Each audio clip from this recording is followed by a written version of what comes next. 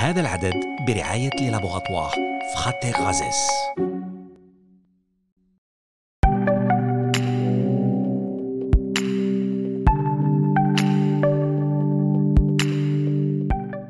Alors, professeur Reda Djidji, quelles sont les conditions d'obtention d'une autorisation de mise sur le marché, ce qu'on appelle l'AMM, pour un médicament biosimilaire?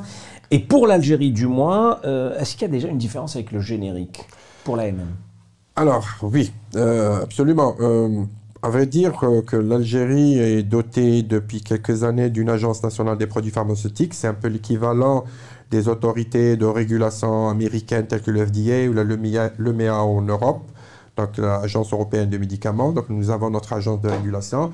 Je pense que c'est celle-ci qui devrait un peu faire les enregistrements des produits, de tous médicaments qui rentrent dans notre pays. Ils sont en train d'établir, je pense, toute la réglementation, l'arsenal juridique pour les biosimilaires. Vous savez que c'est quelque chose de très compliqué, de très complexe.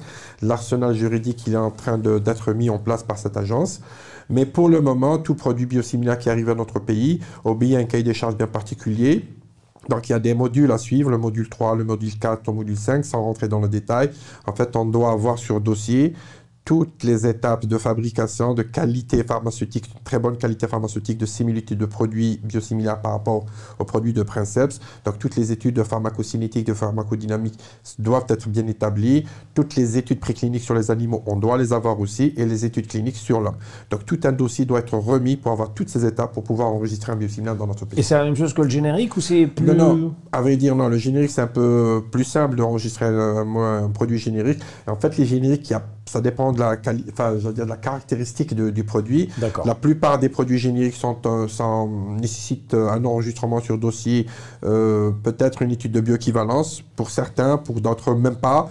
Mais pour certains génériques, je vous donne par exemple des détails tels que, des exemples tels que les bronchodilatateurs, qui sont des molécules qui dilatent les bronches et qui sont des molécules qu'on donne chez l'asthmatique.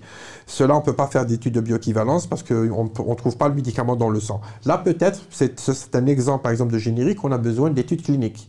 Donc, ça dépend de la caractéristique de la molécule, mais d'une manière générale, le générique, il est plus simple d'enregistrer, il n'obéit pas aux mêmes exigences que le biosimilaire.